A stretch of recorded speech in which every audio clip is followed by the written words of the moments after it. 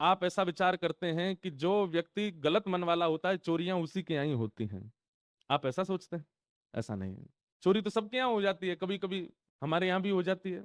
इसका मतलब ये थोड़ी होता है कि कोई व्यक्ति अगर स्वभाव से, बुद्धि से, विचारों से बहुत पवित्र है तो उसके साथ कुछ अनहित नहीं होता। एक बात बहुत ध्यान से सुनिएगा, सब लोग इधर देखना। अगर व्यक्ति व्यवहार अच्छा रखता है, विचार अच्छा रखता है, बुद्धि अच्छी रखता है, तो ऐसा नहीं है कि सामान्य लोगों की तरह उसके साथ घटनाएं नहीं घटती, घटती हैं। पर सामान्य व्यक्ति को जितनी घटना की पीड़ा होती है, शुद्ध विचार वाले को उतनी पीड़ा नहीं होती। उतना विचलित नहीं होता, इतना व्याकुल नहीं होता।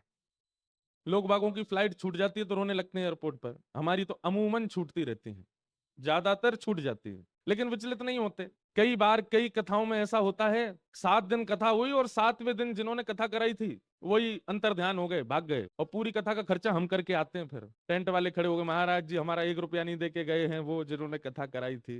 मैंने कहा भैया ढूंढो खोजो कहाँ है, बोले चले गए। फिर सारा खर्चा हम करके आए पंडाल का। बताओ, कथा कराई किसी ने, बुकिंग करी किसी ने, व्यवस्थाएं करी किसी ने, पैसा भुगतान करके आए हम। आज तक हमारी कम से कम 8-9 कथाओं का तो पेमेंट हमसे ही जा रहा है अभी तक।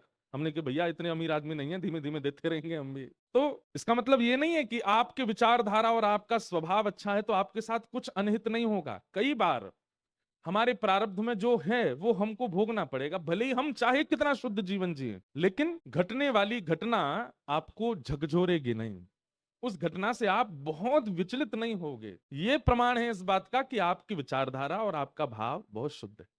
अब जिनका भी है, इन्होंने तो बताओ व्यास मंच से ही पूछ लिया है, तो सोचो कितने विचलित हो रहे होंगे। लेकिन इनका विचलन ज्यादा है नहीं, क्यों? क्योंकि अगर विचलन होता तो एक ही प्रश्न करते, इन्होंने फिर 3 प्रश्न और किए, इसका मतलब ये कि ज्यादा विचलित है नहीं।